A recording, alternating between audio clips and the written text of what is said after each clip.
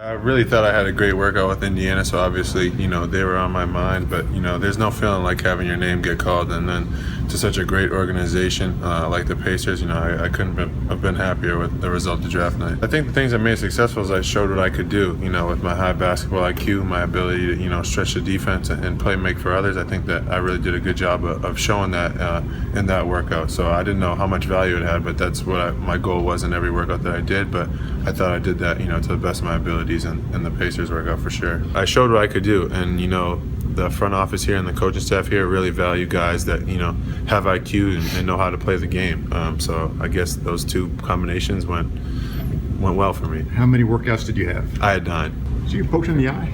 Yeah, but it's all good. The training staff here is great. What happened?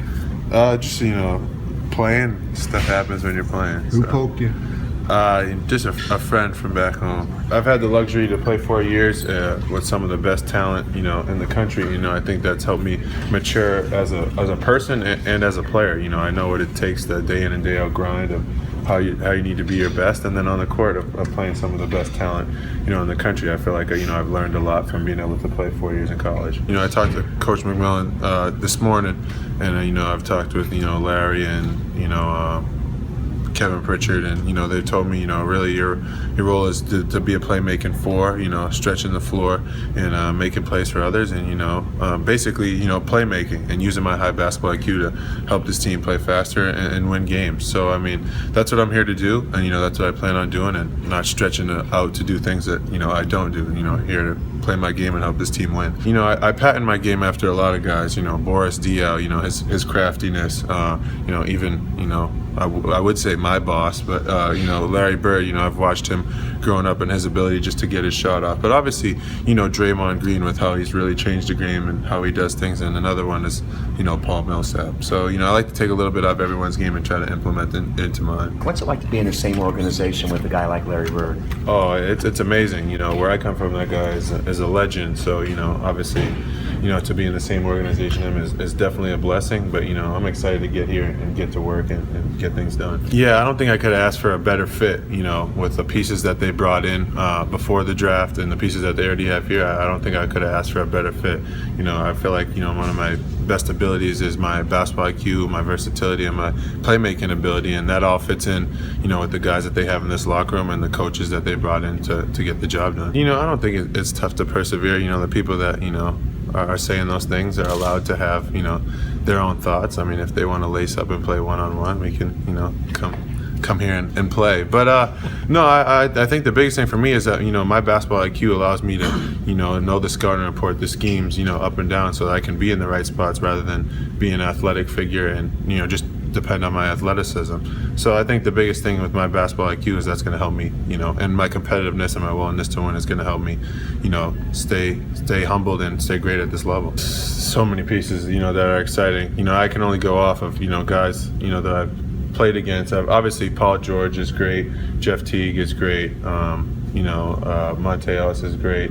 And, I've played against Joe Young and Miles Turner and Glenn Robinson. So, all those pieces are exciting, and I think you have a great core group here and a group that can really play up and down and score points, and I'm excited to be a part of it. Miles reached out to me. I talked to Glenn for a little bit when I got into town, Rakeem, Shane. I'm just getting acclimated with the guys. This is my first day here, so I'm excited to get to know the guys and excited for my journey here. And you arrived yesterday? Yesterday. Yeah. Obviously, my mindset is to be the best me I can be to help this team be the best we. So if I can help them out in any way possible, I'm going to try to do that.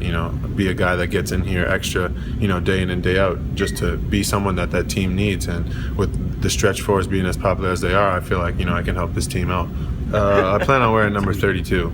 Yeah. Just go one up. Yeah, so one step ahead, so I'll be number 32. How big of a concern, I guess the reason you're a second-round pick instead of a first-round pick is this athleticism. How big of a concern is that to you? Or do you feel like you're athletic enough to make it in the league? I don't find it's a concern at all. Actually, I feel like my versatility, like I said, and my playmaking ability allows me to make up for stuff like that. Whether the best matchup for me is guarding a smaller guy or the best matchup for me is guarding a bigger guy. I feel like that all changes night in and night out. And we have a great coaching staff here that's going to figure that out. I was at home. Yeah, I was at home watching it with my family. It's supposed to be a small get together with 5 or 6 people, and people just started showing up. So. And what was the reaction when your name got called? Oh, it was great. People were screaming, yelling, hollering, and then that's when I realized, this is when the real work starts, and I'm excited for it. I'm really excited to be a pacer and start the journey off in Indy. I've always had a chip on my shoulder, but if you're not going to believe in yourself, who is? So.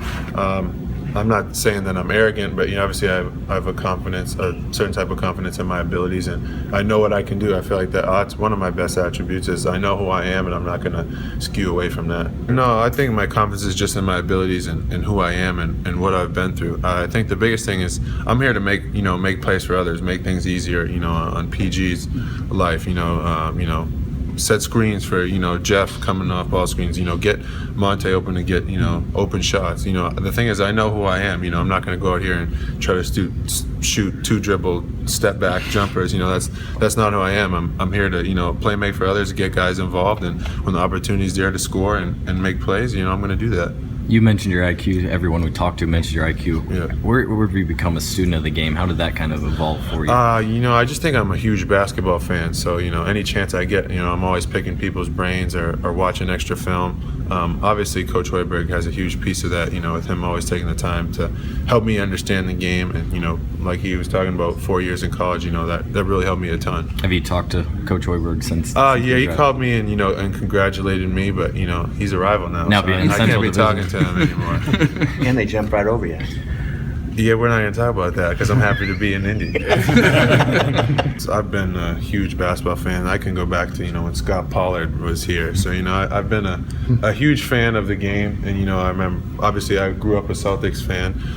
So, watching the game, I always remember the Indiana Pacers with the pinstripes and, obviously, Reggie and what he's done. I didn't really have to study up too much. But, this is, like I said, a first-class organization. I'm so happy to be a part of it. The S is silent, like Des Moines, so George. Yeah, no, it's spelled in French, so it was Georges, but people just call me George.